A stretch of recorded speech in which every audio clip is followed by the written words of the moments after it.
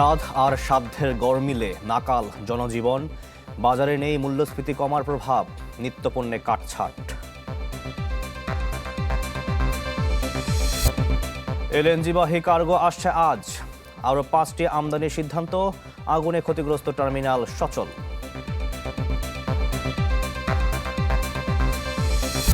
সরকারের 180 দিনে বেড়েছে বৈদেশিক মুদ্রার রিজার্ভ, প্রবাসী আয়, বিনিয়োগ ও শিল্প উৎপাদনে ধীরগতি।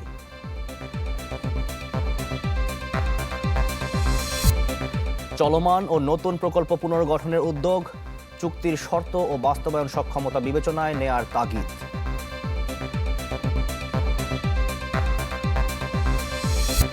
ভাটিয়ারীতে দুর্ঘটনার পর গ্রিন শিপ ইয়ার্ডের নিরাপত্তা নিয়ে প্রশ্ন, নতুন করে ভাবছে সরকার।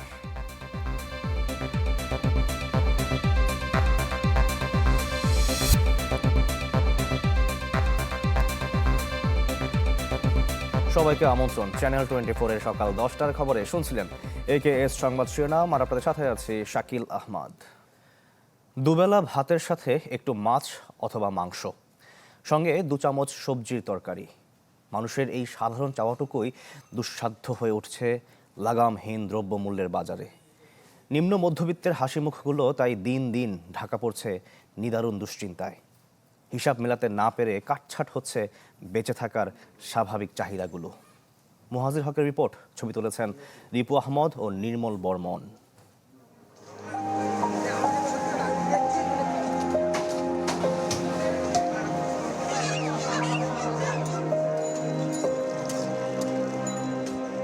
ধোয়া ওঠে না, ছাই ওড়ে না, অথচ এখানে এলে পুড়ে যায় সাধারণের জীবন।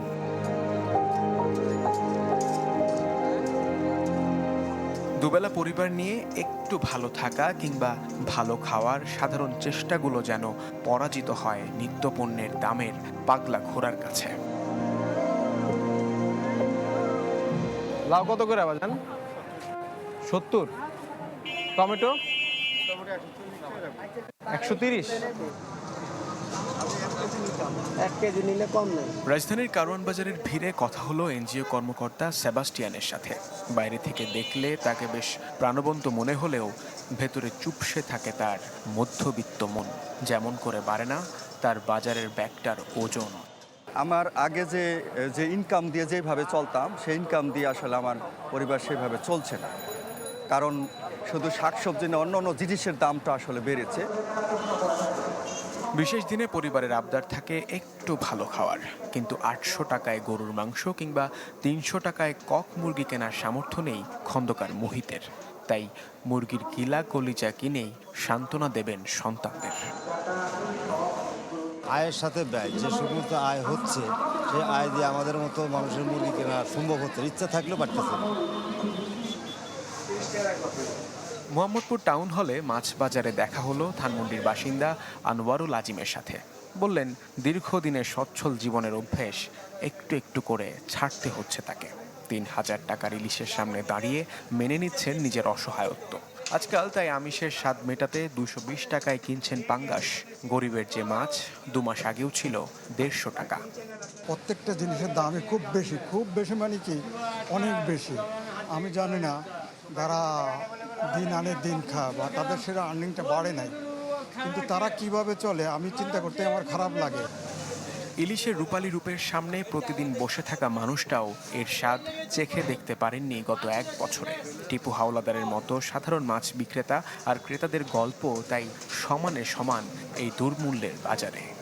হাজার হাজার টাকা, লক্ষ লক্ষ টাকার মাছ বেচি, কিন্তু নিজে এটা কিনে খাইবার সাহস নেই। সারাদিন বাসায় গ্যাস থাকে না, রাতে কারেন্ট যাওয়া আসা করে, তাইলে জীবনযাপন কিভাবে চলবে?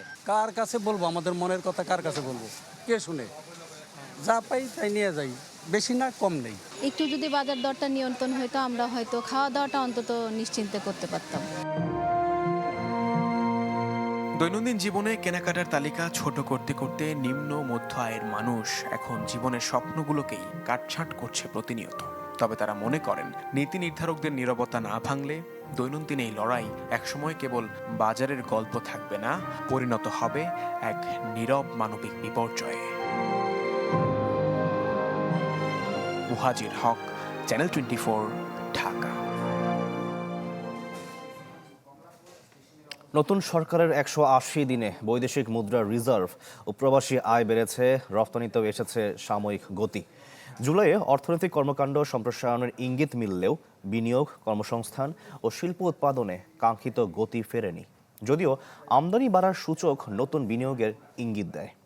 আর বৈদেশিক খাতের স্থিতিশীলতা অর্থনীতিকে ঘুরে দাঁড়ানোর একটি ভিত্তি তৈরি করেছে। বিশেষজ্ঞদের মত, সতর্কভাবে এগোতে হবে সরকারকে। শপথ করিতেছি 2 দশক পর ক্ষমতায় এসে অর্থনীতিতে বড় ধরনের পরিবর্তনের প্রতিশ্রুতি দেয় বিএনপি, যেখানে বাড়তি বিনিয়োগ টানার মাধ্যমে নতুন কর্মসংস্থান বৃদ্ধিতে দেয়া হয় গুরুত্ব। নেওয়া হয় বন্ধ ও লোকসানি প্রতিষ্ঠানগুলোকে অর্থনীতির মূলধারায় ফেরানোর উদ্যোগ। সরকারের প্রথম 6 মাসে দেশের সামগ্রিক অর্থনীতিতে মিলেছে কিছুটা স্বস্তি। উৎপাদন ও রপ্তানিতে বহমান গতির মধ্যেই চিন্তার কারণ হয়ে দাঁড়ায় চলমান গ্যাস ও বিদ্যুৎ সংকট। তা সত্ত্বেও অর্থনীতির অগ্রগতির গুরুত্বপূর্ণ সূচক আমদানিতে এসেছে গতি। যদিও নতুন কারখানা স্থাপন, মূলধনী যন্ত্রপাতি কিংবা শিল্পের কাঁচামাল আমদানিতে আসেনি কাঙ্ক্ষিত গতি। গত বছরের জুলাইয়ে যেখানে বেসরকারি ঋণ প্রবৃদ্ধি ছিল 10.13% ঘরে, 1 বছরের ব্যবধানে তা নেমেছে অর্ধেকেরও নিচে। 33 বছরের মধ্যে সর্বনিম্ন পর্যায়ে বেসরকারি ঋণ প্রবৃদ্ধির গতিও। চ্যালেঞ্জটা সহজ হয়ে যায় যদি অর্থনীতি সম্প্রসারিত হয়, রেভিনিউ বেসটা যদি বাড়ে, তো ওইটা বাড়ানোর জন্য আপনার দরকার হবে কাঠামোগত সংস্কার। যদিও আমদানি বেড়ে যাওয়ায় বাণিজ্য ঘাটতি দাঁড়িয়েছে প্রায় $27.28 বিলিয়ন। এ সময়ে রেমিটেন্স বাড়লেও ডলারের বাজারে পুরোপুরি স্বস্তি ফেরেনি। গত 6 মাসে নতুন বড় শিল্প কারখানা খুব একটা চালু না হলেও উৎপাদন বন্ধ কিংবা শ্রমিক ছাঁটাই হয়েছে নিয়মিত। সংকুচিত হয়েছে নির্মাণ খাত। এক্সিস্টিং বিনিয়োগকারীরাই তাদের বিনিয়োগ সীমিত করে দিচ্ছেন এবং নতুন বিনিয়োগকারীরা তাদের সিদ্ধান্ত নিতে সময় নেবেন। এলএনজি দিয়ে একটা ফিক্স করার চিন্তা, বিপুল পরিমাণ টাকা দিয়ে আনার চিন্তা, এটা সরকারকে আরও বেশি ঋণগ্রস্ত করবে এবং এখান থেকে তার আসলে ফিরে আসা ডিফিকাল্ট হবে। সরকারের প্রথম 6 মাসকে দেখা হচ্ছে বৈদেশিক খাতে স্থিতিশীলতা অর্জন হিসেবে। এমন পরিস্থিতিতে পরবর্তী ধাপকে দেখা হচ্ছে এই স্থিতিশীলতাকে কাজে লাগিয়ে উৎপাদন ও কর্মসংস্থান রূপান্তরের ধাপ হিসেবে। দেলোয়ার দোলন, চ্যানেল 24, ঢাকা। প্রধানমন্ত্রী তারেক রহমানকে সৌদি আরব সফরের আমন্ত্রণ জানিয়েছেন দেশটির ক্রাউন প্রিন্স ও প্রধানমন্ত্রী মোহাম্মদ বিন সালমান বিন আব্দুল আজিজ আল সৌদ। সচিবালয়ে প্রধানমন্ত্রীর কার্যালয়ে ঢাকায় নিযুক্ত সৌদি রাষ্ট্রদূত ডক্টর আবদুল্লাহ জাফের প্রধানমন্ত্রীর সঙ্গে দেখা করে এই আমন্ত্রণপত্র তুলে দেন। এ সময় পররাষ্ট্রমন্ত্রী ডক্টর খলিলুর রহমান, প্রধানমন্ত্রী পররাষ্ট্র বিষয়ক উপদেষ্টা হুমায়ুন কবির উপস্থিত ছিলেন।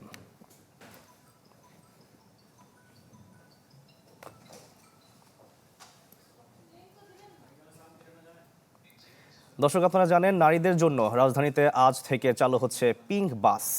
আমরা এ নিয়ে আরো খবর জানবো। তেজগাঁওয়ের বিআরটিসি ডিপো থেকে যুক্ত হয়েছেন সাদ বিন শফিক। সাদ, জানাবেন উদ্বোধন কখন হবে এবং কোন কোন রুটে মিলবে এই সেবা?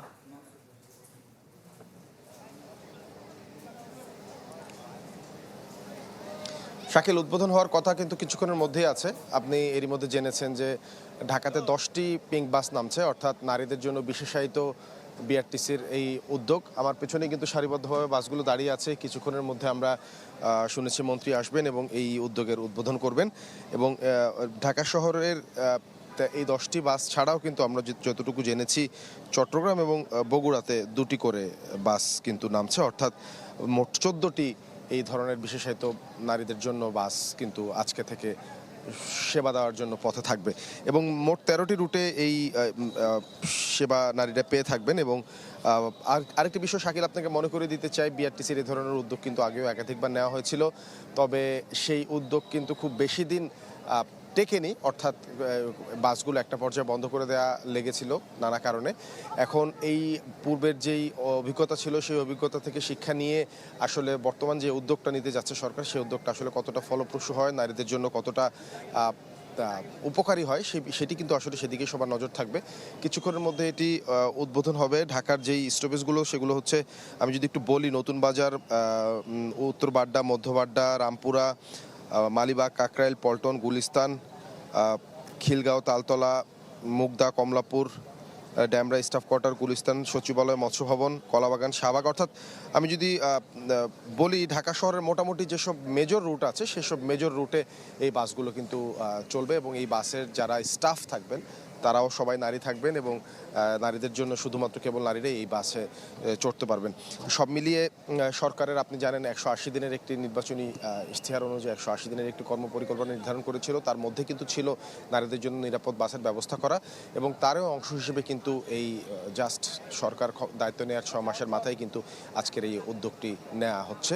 এখন সবার নজর থাকবে পূর্বে যেই কারণে এই সেবাগুলো আসলে খুব বেশি দিন দীর্ঘায়িত হতে পারেনি সেই সীমাবদ্ধতাগুলো উতরে আসলে কতটা সফলভাবে নারীদের সেবা দিতে পারে এবং একটি নারী বান্ধব গণপরিবহন ব্যবস্থার যেই কথা বলা হয়ে থাকে সেটি আসলে নিশ্চিত কতটা অবদান রাখতে পারবে। শাকিল। জি, ধন্যবাদ আপনাকে। দর্শক, তেজগাঁওয়ের বিআরটিসি ডিপো থেকে যুক্ত হয়েছিলেন সাদ বিন শফিক। এবছরের মধ্যেই নতুন পে স্কেল বাস্তবায়ন করা হবে, এ কথা জানিয়েছেন অর্থমন্ত্রী আমির খসরু মাহমুদ চৌধুরী। তবে এ নিয়ে অধিকতর আলোচনার প্রয়োজন আছে বলে জানান তিনি। পে কমিশনের অনেকগুলো দিক আছে, তো আমরা সবগুলো বিবেচনা করছি।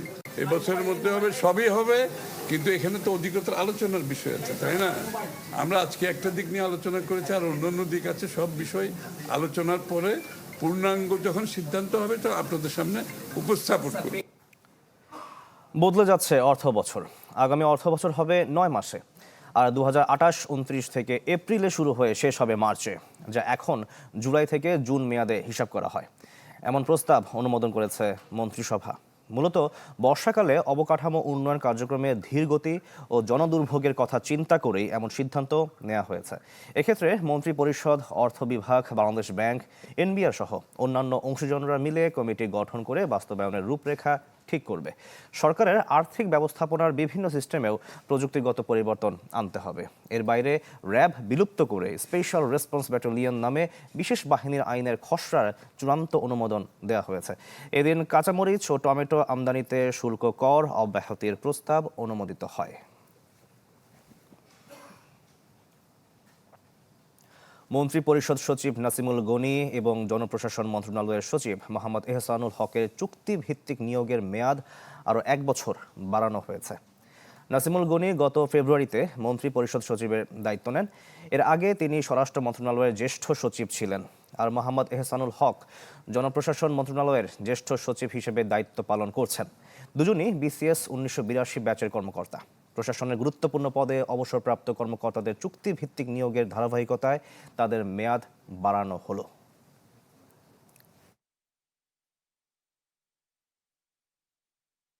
দুর্নীতি দমন কমিশন দুদকের চেয়ারম্যান পদে নিয়োগ পেয়েছেন সাবেক বিচারপতি AKM আসাদুজ্জামান। সেই সাথে নিয়োগ দেওয়া হয়েছে 2 জন কমিশনারকেও। এই বিষয়ে প্রজ্ঞাপন জারি করেছে মন্ত্রিপরিষদ বিভাগ। নতুন 2 কমিশনার হলেন জাহাঙ্গীর আলম খান ও মোহাম্মদ সাজ্জাদ হোসাইন ভুইয়া। প্রজ্ঞাপনে জানানো হয়, দুদকের চেয়ারম্যান আপিল বিভাগের বিচারপতির সমান এবং কমিশনাররা হাইকোর্টের বিচারপতির সমান বেতন ভাতা ও পদমর্যাদা পাবেন।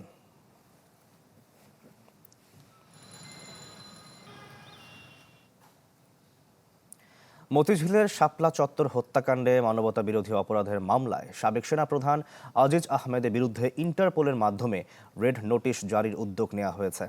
সে সময় বর্ডার গার্ড বাংলাদেশ বিজিবি মহাপরিচালক ছিলেন তিনি। এ বিষয়ে প্রয়োজনীয় ব্যবস্থা নিতে আইজিপি ও পুলিশের ইন্টারপোল ন্যাশনাল সেন্ট্রাল ব্যুরো NCBর অতিরিক্ত আইজিকে চিঠি দিয়েছেন আন্তর্জাতিক অপরাধ ট্রাইব্যুনাল। চিফ প্রসিকিউটর জানান, শাপলা চত্বরে সংঘটিত হত্যাকাণ্ডের এই মামলায় প্রথম কোনো পলাতক আসামিকে ইন্টারপোলের মাধ্যমে ফিরিয়ে আনার উদ্যোগ নেওয়া হয়েছে। এর আগে গেল 27 জুলাই শাপলা চত্বরে হেফাজতে ইসলামের সমাবেশে হত্যাযজ্ঞের ঘটনায় ক্ষমতাচ্যুত সাবেক প্রধানমন্ত্রী শেখ হাসিনা সহ 41 জন আসামির বিরুদ্ধে আনুষ্ঠানিক অভিযোগ আমলে নেন আন্তর্জাতিক অপরাধ ট্রাইব্যুনাল।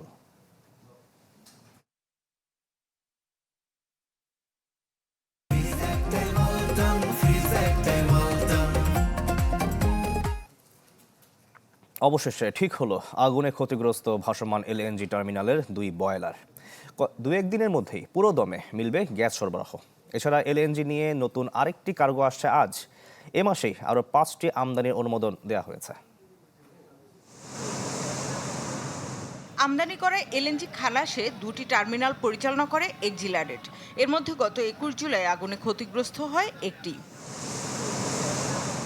সেই থেকে গ্যাসের অভাবে প্রায় 1 মাস ধরে নাভিশ্বাস জনজীবনে। ব্যবসা থেকে উৎপাদন সবখানে পড়ে ভাটার টান। মাসের শুরুতে একটি বয়লার ঠিক হলেও আরেকটি অচুলি ছিল। পেট্রোবাংলা জানায় সোমবার সকাল থেকেই পাইপলাইনে গ্যাসের যোগান বেড়েছে 2টি টার্মিনাল থেকেই। দুপুর 12টার সময় যেটা আসছে সেখানে দেখা যাচ্ছে এখানে 536 MMCFD সরবরাহ হয়েছে। দুটো সচল আছে, দুটাতেই সচল আছে এই পর্যন্ত আমি জানি, কেননা তো 536টা একটা থেকে দেওয়া সম্ভব না। আরপিজিসিএল জানায় ক্ষতিগ্রস্ত টার্মিনালটি এখন পুরোপুরি ঠিক। সামিটের টার্মিনালে খালাস হয়েছে একটি নতুন কার্গো। এক্সিলারেটের দ্বিতীয় বয়লার এখন যোগান দেওয়া শুরু না করলেও আগের চেয়ে বেড়েছে সরবরাহ। আমাদের যে নমিনেশন দেওয়া আছে 600 থেকে 650, সামিট দেবে 500 থেকে 550 আর এক্সিলারেট 100। বয়লার দুইটাই চলতেছে। টার্মিনাল এখন ওকে, আপনার এলএনজি নাই, এই জন্য যেটা ক্ষতিগ্রস্ত ছিল, যে সেকেন্ড বয়লারটা বলছিল যে সময় লাগবে সারতে, ওটার কি অবস্থা? হ্যাঁ, ওটা চালু হয়ে গেছে, ওটা ঠিক আছে এখন একটু সমস্যা নেই। জ্বালানি মন্ত্রণালয় বলছে 18 আগস্ট আসছে আরেকটি কার্গো। সেই সাথে এক্সিলারেটের দ্বিতীয় বয়লারও কাল বা পরশু থেকে কাজ শুরু করবে। জাস্ট এখন মানে ফুল সুইং হইতে 2 দিন লাগতে পারে। কার্গো তো পাইপলাইনে যা করার সবই আছে। এখন আসলে তো সবকিছুতে একটা অনিশ্চয়তা আছে। 18 তারিখ বোধহয় আছে। আর সচিবালয় স্বরাষ্ট্রমন্ত্রী জানান, গ্যাসের দুর্বিষহ অভিজ্ঞতা ভবিষ্যতে এড়াতে ভাসমান টার্মিনালের সাথে ভূমিতেও অর্থাৎ ল্যান্ড বেস টার্মিনালের নির্মাণ দ্রুত করতে চায় সরকার। আমরা মাতারবাড়ি গভীর সমুদ্র বন্দর মাননীয় প্রধানমন্ত্রীর নেতৃত্বে ভিজিট করতে গিয়েছিলাম। সেখানে আমরা ল্যান্ড বেস এলএনজি টার্মিনাল করার বিষয়ে আমরা সিদ্ধান্ত নিয়েছি, মাননীয় প্রধানমন্ত্রী সিদ্ধান্ত দিয়েছেন। এরই মধ্যে একটি নতুন এফএসআরইউ বাড়াতে চীনা কোম্পানির সাথে চুক্তিও হয়েছে।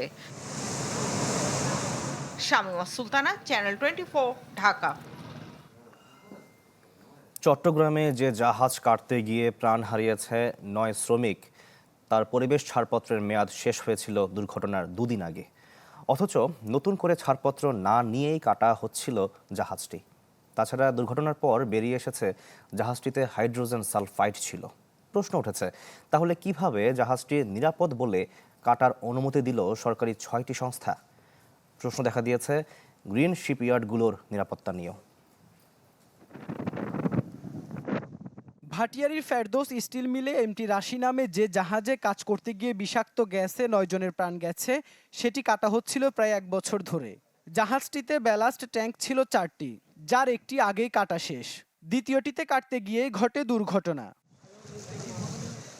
ব্যালাস্ট ট্যাঙ্কে সাধারণত পানি থাকে, সেখানে কোনো রাসায়নিক থাকার কথা নয়, অথচ সেখানে মিলেছে মাত্রাতিরিক্ত হাইড্রোজেন সালফাইড, যার বিষক্রিয়ায় ঘটেছে এত প্রাণহানি। এটি আনওয়ান্টেড, এরকম ব্যালাস্ট ট্যাঙ্কে এরকম আনওয়ান্টেড গ্যাস, এই গ্যাসটা আসাটা it is really normal ship demolition process মেথোডোলজির বাইরের একটা অংশ।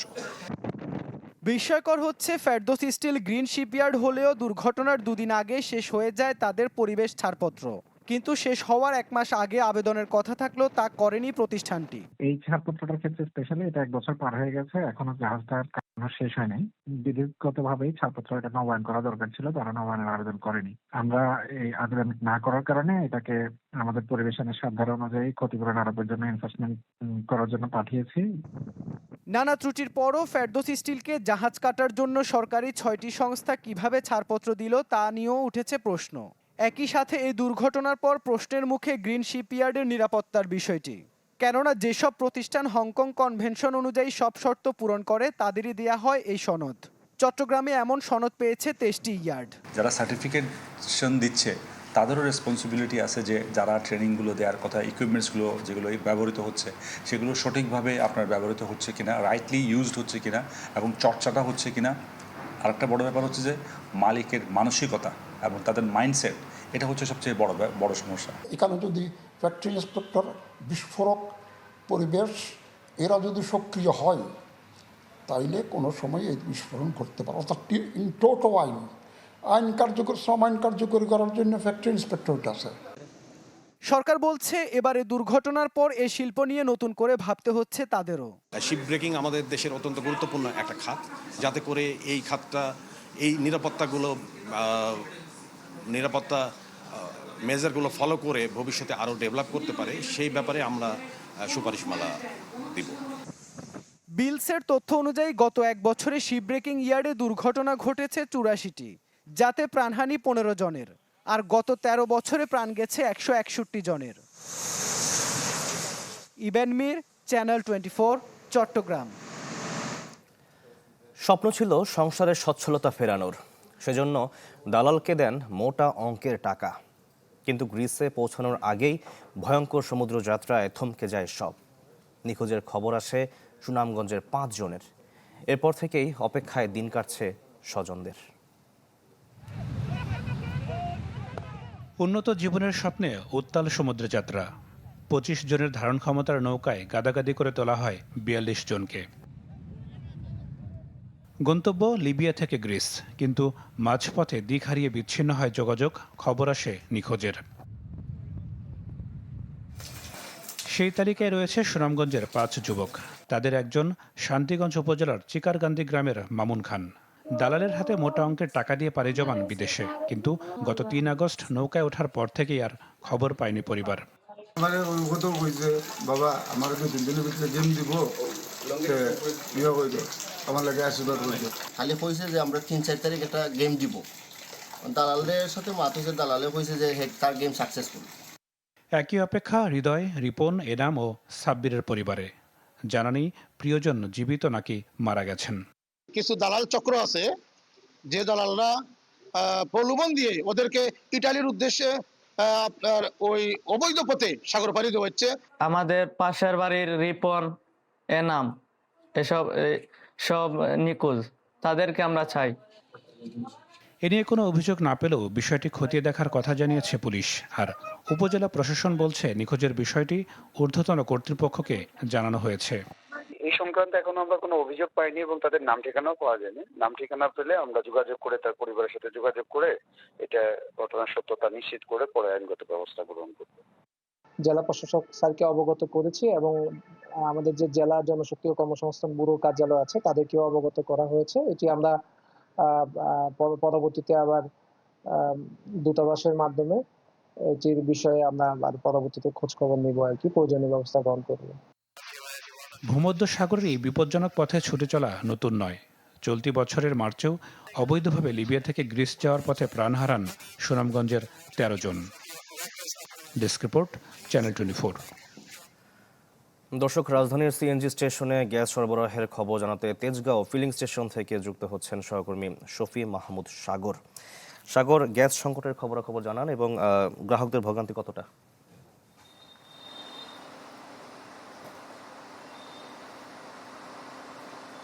শাকিল, যদিও গত 2 দিন আগে এলএনজি টার্মিনালের আংশিকভাবে 2টি টার্মিনালই আসলে গ্যাস সরবরাহ শুরু করেছে, কিন্তু তার প্রভাব আসলে খুব একটা পড়েনি।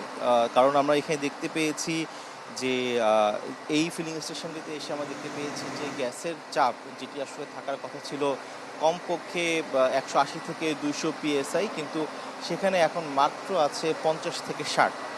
তো এত কম আসলে গ্যাসের চাপ নিয়ে খুব একটা গাড়ি বা সিএনজি যে যানবাহনই হোক না কেন, তারা আসলে তাদের পর্যাপ্ত বা চাহিদা মতো গ্যাস দিতে পারছে না। সকাল থেকেই তারা লাইনে দাঁড়িয়ে আছে এবং রাজধানীতে আমি এই আসার পথে আসলে 4-5টি এরকম সিএনজি স্টেশন ঘুরে এসেছি। সবখানেই দেখেছি আসলে গাড়ির দীর্ঘ সারি রয়েছে। আর এই তারা এতক্ষণ দাঁড়িয়ে থাকার পর, অর্থাৎ সকাল থেকে এই এখন বাজে সকাল 10টা, প্রায় 4-5 ঘন্টা দাঁড়িয়ে থাকার পর তারা গ্যাস পাচ্ছেন হয়তোবা কেউ 50 টাকা, কেউ 100 টাকা, কেউ 150 টাকা, যেটি দিয়ে হয়তোবা তাদের 2 ঘন্টা বা 3 ঘন্টা তারা এই গাড়ি চালাতে পারবে। তো আবার তাদের এরপরে এসে গ্যাসের লাইন দাঁড়াতে হবে। তো এক দিন আসলে যদি একাধিকবার এরকম সময় নিয়ে তাদের আসলে এই গ্যাস সংগ্রহ করতে হয়, সেই ক্ষেত্রে তারা বলছেন যে এই বিগত প্রায় 3 সপ্তাহ নাগাদ ধরে এটা আসলে অবর্ণনীয় ভোগান্তি। প্রতিদিনই তাদের যে কর্মঘণ্টা সেটি নষ্ট হচ্ছে, পাশাপাশি আর্থিকভাবেও তারা যেমন ক্ষতিগ্রস্ত হচ্ছেন, এর পাশাপাশি তাদের যে শারীরিক মানসিক সব দিক থেকে আসলে তারা খুব চাপের মধ্যে আছেন। এটি তো গেল হচ্ছে যারা আসলে যানবাহন চালক, একই ক্ষেত্রে একই কথা আসলে প্রযোজ্য যারা আসলে এই গ্যাস সরবরাহ করছেন ফিলিং স্টেশনের এই কর্মীরা, তাদেরও কিন্তু আয় কমে গেছে, যেহেতু তারা আসলে গ্যাস থেকে যে কমিশনটি পেয়ে থাকেন সেইটি তারা আগের থেকে অনেকাংশে কম পাচ্ছে, ফলে দৈনন্দিন যে আয় বা ইনকাম সেটিতেও কিন্তু প্রভাব পড়েছে। এইটি একদম যানবাহনের কথা গেল। এর পাশাপাশি এই গত 21 থেকে 22 দিন নাগাদ ধরে যেই গ্যাসের চলমান ব্যাপক ভোগান্তি বা সংকট চলছে, এর একটি বড় প্রভাব কিন্তু শিল্প খাতেও পড়েছে। এবং শুধুমাত্র রপ্তানি খাতই না, দেশে যে সকল পণ্য উৎপাদিত হয়, সিমেন্ট বলা যাক, সিরামিক বলা যাক, সব কিছুতেই বা রডের ক্ষেত্রে, ইস্পাতের ক্ষেত্রে সবখানে আসলে এই গ্যাস এবং এই জ্বালানি সংকটের ফলে কিন্তু তাদের উৎপাদন বন্ধ হয়ে রয়েছে এবং এতে প্রতিদিন আসলে শত শত কোটি টাকার ক্ষতির সম্মুখীন হচ্ছেন তারা। শাকিল। জি, ঘরে বাইরে একই ভোগান্তি। ধন্যবাদ আপনাকে। দর্শক, তেজগাঁও ফিলিং স্টেশন থেকে গ্যাস সংকটের খবর আমরা তখন জানছিলাম।